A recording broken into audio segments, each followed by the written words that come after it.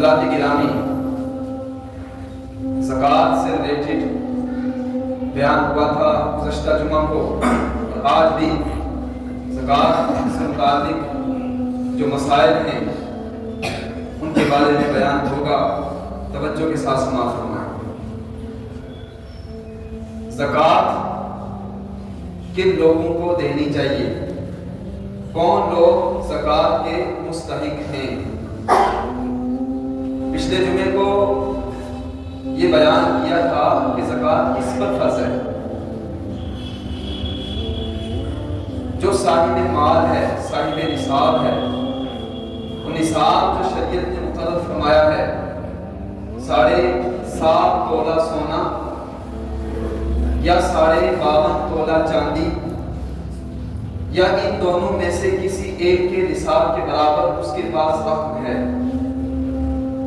یا مال تجارت، یعنی 4 طرح کے اموال پر زکوٰۃ فرض ہوتی ہے: سونے پر، چاندی پر، مال تجارت پر، اور جو ہے مویشیوں پر، یعنی جانوروں پر، جو سائمہ جانور ہوتے ہیں۔ تو یہ 4 طرح کے اموال ہیں جن پر زکوٰۃ کیا ہوتی ہے؟ فرض ہوتی ہے۔ زکوٰۃ کس کو دے سکتے ہیں؟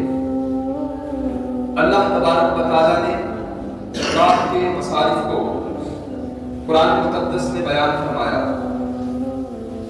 انما الصدقات للفقراء والمساکین والعاملین علیہا والمؤلفۃ قلوبهم وفی الرقاب والغارمین وفی سبیل اللہ وابن السبیل۔ اس آیت کریمہ میں اللہ نے ان لوگوں کا ذکر کیا جن کو زکوٰۃ دینی ہے۔ نمبر 1 فرمایا فقیر کو زکوٰۃ دینی ہے۔ اور فقیر شریعت کی اصطلاح میں، یعنی شریعت میں فقیر کی ڈیفینیشن تعریف کیا ہے؟ کسے فقیر کہتے ہیں؟ جس شخص کے پاس اتنا مال نہیں کہ اس پر زکوٰۃ فرض ہو جائے، جس کے پاس اتنا مال نہیں ہے کہ اس پر زکوٰۃ فرض ہو جائے، تو اسے فقیر کہتے ہیں۔ یعنی تھوڑا بہت ساز و سامان ہے جس سے اس کی زندگی گزر رہی ہے، تو وہ فقیر ہے، اس کو آپ زکوٰۃ دے سکتے ہیں۔ نمبر 2 فرمایا مسکین۔ مسکین کون ہے؟ شریعت میں مسکین اسے کہتے ہیں جس کے پاس کچھ نہ ہو، جس کے پاس کچھ نہ ہو، جو بالکل نادار اور مفلس ہو، وہ مسکین ہے۔ تو مسکین کو بھی آپ زکوٰۃ دے سکتے ہیں۔ نمبر 3 فرمایا والعاملین علیہا۔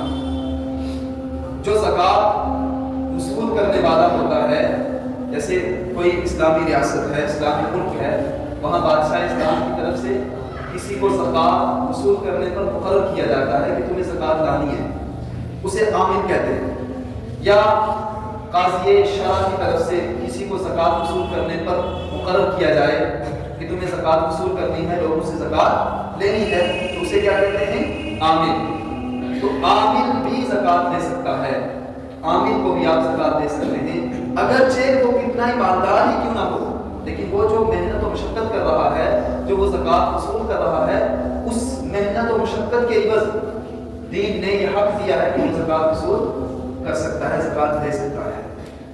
اس کے بعد فرمایا والمؤلفۃ قلوبهم۔ اسلام کے شروع میں جب مسلمانوں کی تعداد کم تھی، تو اس پر جو غیر مسلم تھے، کافر، انہیں بھی زکوٰۃ دینا چاہیے۔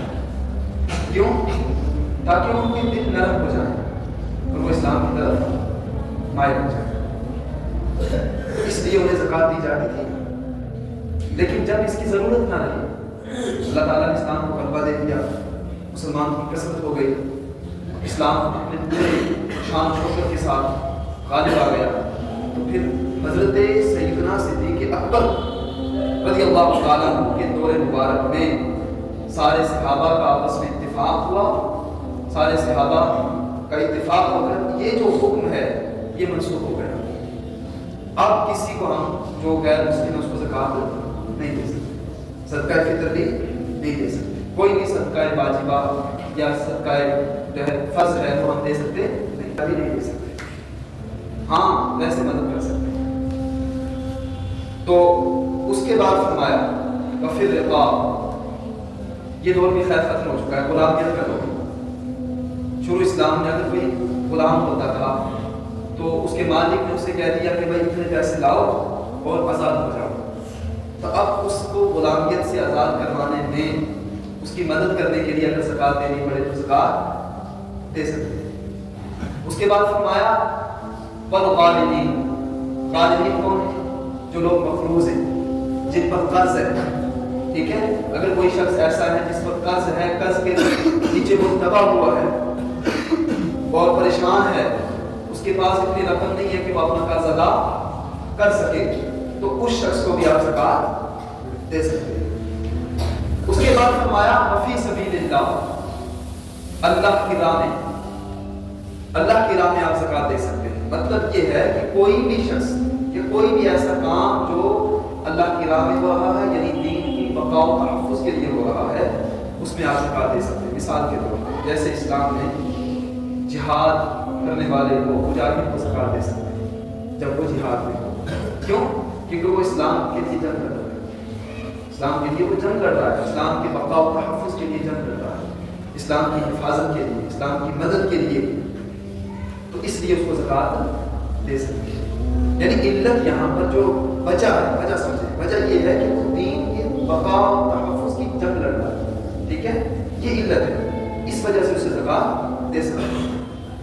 اور آج چونکہ خیر ہمارے اس ملک میں جہاد کا تو تصور ہی نہیں ہے، لیکن یہ علت موجود ہے۔ کون سی علت؟ یعنی دین کا بقا و تحفظ، دین کی مدد، وہ کس چیز میں ہے؟ وہ ہے مدارس میں، کیونکہ جہاد میں انسان تلوار کے ذریعے دین بچاتا ہے اور مدارس جو ہے یہ علم کے ذریعے دین بچاتا ہے۔ بات سمجھ آ رہی ہے؟ یعنی وجہ یہ کی ہے دین کا بقا و تحفظ۔ راستے الگ ہیں، راستے الگ ہو سکتے ہیں، لیکن سبب ایک ہی ہے، بقا و تحفظ دین کا، دین کی مدد۔ تو وہی علت یعنی وہی سبب، وہی ریزن جو وہاں تھا زکوٰۃ دینے کا، وہی ریزن یہاں نہیں موجود ہے۔ تو اس دور میں دین اسلام کی بقا و تحفظ میں جو نمایاں کردار مدارس کا ہے وہ کسی کا نہیں۔ کیوں؟ کیونکہ مدارس علماء پیدا کرتے ہیں، علماء پیدا کرتے ہیں، علماء آپ کو کیا کرتے ہیں؟ دین کی معلومات دیتے ہیں، دین کی نالج پہنچاتے ہیں، ٹھیک ہے۔ اور جب آپ دین کی نالج لیتے ہیں، دین کے بارے میں معلومات ہوتی ہے، تو کبھی نہیں دے سکتے، ہاں ویسے مدد کر سکتے ہیں۔ تو اس کے بعد فرمایا وفی الرقاب، یہ دور بھی خیر ختم ہو چکا ہے، غلامیت کا دور۔ شروع اسلام میں اگر کوئی غلام ہوتا تھا تو اس کے مالک نے اسے کہہ دیا کہ بھائی اتنے پیسے لاؤ اور آزاد ہو جاؤ، تو اب اس کو غلامیت سے آزاد کروانے میں اس کی مدد کرنے کے لیے اگر زکوٰۃ دینی پڑے تو زکوٰۃ دے سکتے ہیں۔ اس کے بعد فرمایا والغارمین، غارمین کون ہیں؟ جو لوگ مقروض ہیں، جن پر قرض ہے، ٹھیک ہے، اگر کوئی شخص ایسا ہے جس پر قرض ہے، قرض کے نیچے متبع ہوا ہے اور پریشان ہے، اس کے پاس اتنی رقم نہیں ہے کہ وہ اپنا قرض ادا کر سکے، تو اس شخص کو بھی آپ زکوٰۃ دے سکتے ہیں۔ اس کے بعد فرمایا وفی سبیل اللہ، اللہ کی راہ میں، اللہ کی راہ میں آپ زکوٰۃ دے سکتے ہیں۔ مطلب یہ ہے کہ کوئی بھی شخص یا کوئی بھی ایسا کام جو اللہ کی راہ میں ہو رہا ہے، یعنی دین کی بقا و تحفظ کے لیے ہو رہا ہے، اس میں آپ زکوٰۃ دے سکتے ہیں۔ مثال کے طور پر جیسے اسلام میں جہاد کرنے والے کو، مجاہد کو زکوٰۃ دے سکتے ہیں جب وہ جہاد میں ہو۔ کیوں؟ کیونکہ وہ اسلام کے لیے جنگ لڑ رہا ہے، اسلام کے لیے وہ جنگ لڑ رہا ہے، اسلام کے بقا و تحفظ کے لیے جنگ لڑ رہا ہے، اسلام کی حفاظت کے لیے، اسلام کی مدد کے لیے، تو اس لیے اس کو زکوٰۃ دے سکتے ہیں۔ یعنی علت یہاں پر جو وجہ ہے، وجہ سمجھیں، وجہ یہ ہے کہ وہ دین کے بقا و تحفظ کی جنگ لڑ رہا ہے، ٹھیک ہے، یہ علت ہے، اس وجہ سے اسے زکوٰۃ دے سکتے ہیں۔ اور آج چونکہ خیر ہمارے اس ملک میں جہاد کا تو تصور ہی نہیں ہے، لیکن یہ علت موجود ہے۔ کون سی علت؟ یعنی دین کا بقا و تحفظ، دین کی مدد، وہ کس چیز میں ہے؟ وہ ہے مدارس میں، کیونکہ جہاد میں انسان تلوار کے ذریعے دین بچاتا ہے اور مدارس جو ہے یہ علم کے ذریعے دین بچاتا ہے. بات سمجھ آ رہی ہے؟ یعنی وجہ یہ کی ہے دین کا بقا و تحفظ. راستے الگ ہیں، راستے الگ ہو سکتے ہیں، لیکن سبب ایک ہی ہے، بقا و تحفظ دین کا، دین کی مدد. تو وہی علت یعنی وہی سبب، وہی ریزن جو وہاں تھا زکات دینے کا، وہی ریزن یہاں نہیں موجود ہے. تو اس دور میں دین اسلام کی بقا و تحفظ میں جو نمایاں کردار مدارس کا ہے وہ کسی کا نہیں. کیوں؟ کیونکہ مدارس علماء پیدا کرتے ہیں، علماء پیدا کرتے ہیں. علماء آپ کو کیا کرتے ہیں؟ دین کی معلومات دیتے ہیں، دین کی نالج پہنچاتے ہیں. ٹھیک ہے؟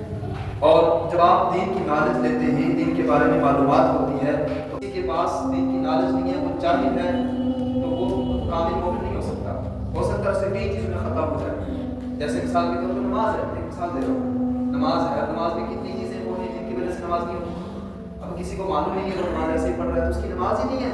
ان اللہ کیا ہے وہ تو اللہ جانے نا، اللہ کے نزدیک کیا ہے، قبول ہے یا نہیں ہے، وہ ایک الگ معاملہ ہے. لیکن شریعت کی روح سے اگر دیکھا جائے، جو قرآن و سنت کے اصول ہیں، جو نیم اور قانون ہیں، ان کو سامنے رکھ کے دیکھا جائے تو اس کی نماز نہیں ہے. سمجھ آئی؟ تو مطلب علم کے بغیر ہم اللہ کے قریب نہیں جا سکتے. علم اتنا ضروری ہے. جتنا جو علم والا ہے اور وہ ہدایت پر ہے تو اللہ کے اتنے قریب ہے. قرآن میں اللہ نے اس کا ذکر نہیں فرمایا، انما یخشی اللہ من عباده العلماء، کہ اللہ سے ڈرنے والی جماعت علماء ہی کی جماعت ہے. سب سے زیادہ تقویٰ شعار اللہ سے ڈرنے والی جماعت علماء کی. تو دین کی بقا و تحفظ میں جو نمایاں کردار مدارس کا ہے وہ اس دور میں خاص کر وہ کسی کا ہے. تو مدارس کی آپ مدارس کو سپورٹ کریں تاکہ جس طریقے سے یہ چلے آ رہے ہیں اور یہ نظام چل رہا ہے یہ اسی طرح انشاءاللہ چلتا ہے. اللہ تعالیٰ سے قیامت تک اولاد رکھے. اس کی ایک میں مثال دے رہا ہوں آپ کو. سمرقند اور بخارا یہ علوم کے مراکز ہوا کرتے تھے. یعنی پوری دنیا میں سب سے بڑے بڑے مدرسے سمرقند اور بخارا میں تھے. آپ اگر ہسٹری پڑھیں گے اٹھا کر تو آپ کو معلوم ہوگا. سرکار غوث اعظم رضی اللہ تعالیٰ سرکار غوث اعظم رضی اللہ تعالیٰ نے کہاں سے پڑھا؟ سمرقند بخارا سے. خواجہ معین الدین چشتی رحمۃ اللہ نے کہاں سے پڑھا؟ آپ ہسٹری اٹھا کے دیکھیں، وہیں سے پڑھا. اور بڑے بڑے ہمارے اولیاء، ہمارے مشائخ، ہمارے اکابر، بڑے بڑے بزرگان تھے جو باہر سے خاص کر کے ہجرت کر کے ہندوستان تشریف لائے. آپ اگر ان کی بایوگرافی پڑھیں گے، ان کی ہسٹری پڑھیں گے تو آپ کو معلوم ہوگا کہ وہ ان کا سلسلہ کہاں چلا جا رہا ہے، کہاں سے انہیں علم حاصل کیا ہے. تو مطلب یہ کہنا چاہ رہا ہوں آپ کو کہ سمرقند اور بخارا وہ ایسی مقدس زمین، وہ ایسا علم کا مرکز تھا جہاں سے پوری دنیا میں علم پھیلتا تھا. لیکن یہود و نصارہ کی سازشوں کی وجہ سے وہاں مدارس ختم کیے گئے. جب مدرسے ختم ہو گئے، آج آپ اگر ریسرچ کر کے دیکھیں گے تو وہاں لبرلزم لوگ رہتے ہیں، دین سے بڑے دور ہیں. تو یہ ایک مثال میں نے پیش کی. مطلب جہاں مدارس نہیں ہوتے نا وہاں لوگ دین سے دور رہتے ہیں. یہ بڑی موٹی مثال ہے، آپ سمجھ سکتے ہیں اس کو. اور جہاں مدارس ہیں وہاں دینی ماحول ہے، وہاں لوگ دین سے جڑے رہتے ہیں. جو لوگ علماء سے بیٹھتے ہیں، علماء کے قریب رہتے ہیں، ان میں کتنا فرق ہوتا ہے. جو علماء سے دور رہتے ہیں ان میں کتنا فرق ہوتا ہے، اس کا امتیاز آپ خود کر سکتے ہیں.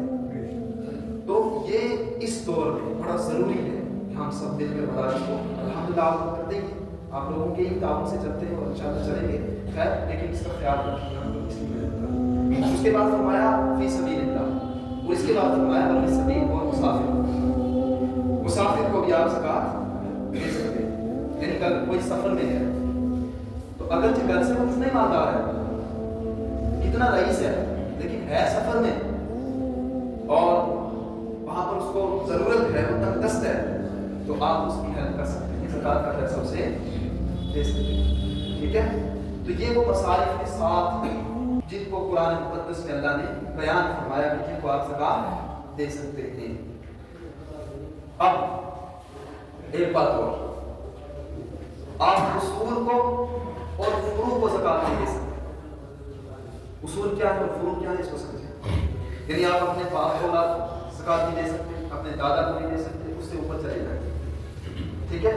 اپنی ماں کو نہیں دے سکتے اور ماں سے اوپر جو سلسلہ چلا جا رہا ہے اس کے لیے دے سکتے. مگر اصول تو فروع کیا ہو گیا آپ اپنے بیٹے کو نہیں دے سکتے، بیٹے کی اولاد کو نہیں دے سکتے، اس کی اولاد کو نہیں دے سکتے، سمجھ گئے؟ بیٹے کی اولاد کو نہیں دے سکتے، اس کی اولاد کو نہیں دے سکتے، یہ فروع ہے، تو آپ اصول کو بھی نہیں دے سکتے اور فروع کو بھی نہیں دے سکتے، ٹھیک ہے؟ ہاں اس کے علاوہ کوئی بھائی ہے، بہن ہے، ٹھیک ہے، آپ کا چچا ہے، اور کوئی ہے آپ کے رشتے میں، آپ کی خالہ ہے، آپ انہیں زکوٰۃ دے سکتے ہیں، اور جو آپ کے قریبی رشتے دار ہیں وہی آپ کی زکوٰۃ کے سب سے زیادہ مستحق ہیں، اسے یاد رکھیں۔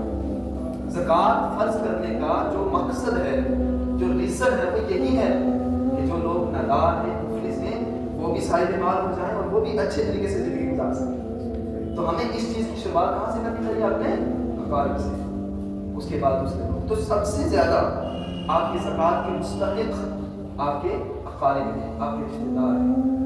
اس کے بعد آپ سید کو زکوٰۃ نہیں دے سکتے، ٹھیک ہے؟ بنو ہاشم کو آپ اولاد جو ہے زکوٰۃ نہیں دے سکتے۔ بنو ہاشم کون ہے؟ حضرت مولا علی کی اولاد، اسے توجہ سے سنیں، حضرت مولا علی کی اولاد، حضرت جعفر کی اولاد، حضرت عقیل کی اولاد، حضرت عباس کی اولاد اور حضرت حارث کی اولاد، یہ بیٹے ہیں حضرت عبد المطلب کی۔ سمجھ آ رہی ہے بات؟ انہیں زکوٰۃ نہیں دے سکتے، یعنی بنی ہاشم کو آپ زکوٰۃ نہیں دے سکتے، سید کو بھی آپ زکوٰۃ نہیں دے سکتے، یعنی زکوٰۃ کا پیسہ نہیں دیں گے، صدقہ واجبہ نہیں دیں گے، صدقہ فطر بھی نہیں دیں گے، یا کوئی اور نذر و نیاز ہے وہ بھی صدقہ واجبہ ہو جاتا ہے۔ آپ نے کوئی منت مانگی کہ میرا یہ کام ہو جائے تو میں اتنی رقم اللہ کی راہ میں صدقہ کروں گا یا جانور قربان کروں گا، تو یہ صدقہ کون سا کہلاتا ہے؟ صدقہ واجبہ۔ جب منت پوری ہو جائے، نذر پوری ہو جائے تو وہ واجب ہو جاتا ہے۔ تو صدقہ واجبہ بھی نہیں دے سکتے، زکوٰۃ بھی نہیں دے سکتے، اور صدقہ فطر بھی نہیں دے سکتے کیونکہ وہ بھی واجب ہے۔ ہاں اس کے علاوہ آپ ان کی مدد کر سکتے ہیں، ان کی مدد کر سکتے ہیں، مدد کرنی چاہیے۔ سالات کا بڑا ادب و احترام ہے، ہم سب کو مدد کی توفیق دے۔ تو آپ مدد کریں، ان کی ہیلپ کریں کسی طرح بھی، لیکن زکوٰۃ کا پیسہ نہیں دیں گے۔ کیوں؟ اس کی کیا وجہ ہے؟ نبی اکرم صلی اللہ علیہ وسلم نے ارشاد فرمایا، بحقی شریف میں حدیث ہے کہ فرمایا کہ زکوٰۃ جو ہے یہ مال کی میل ہے۔ میں مختصر بتا رہا ہوں، وقت ہو رہا ہے۔ مال کی میل ہے، تو سادات کا یہ ادب ہے، یہ ان کا تقدس ہے، یعنی اس نسب کا اتنا تقدس ہے، وہ نسب اتنا پاک ہے، اتنا اعلیٰ ہے کہ وہ اس لائق نہیں کہ اس کو میل دی جائے۔ آسان آ رہی ہے؟ وہ اس لائق نہیں ہے، ان کا نسب، ان کا مقام بڑا اعلیٰ ہے کہ ہم اپنے مال کی میل ان کو دیں، اس لیے ان کو دینا جائز ہے۔ باقی اور آپ مال دے سکتے ہیں۔ وقت ہو چکا ہے، اللہ تعالیٰ ہم سب کو عمل کی توفیق عطا فرمائے۔ میں نے جو کچھ کہا آپ نے سنا، رب ذوالجلال اس کو اپنی بارگاہ میں قبول فرمائے۔ کلمہ پاک کر لا الہ الا اللہ وآخر دعوانا سنت علی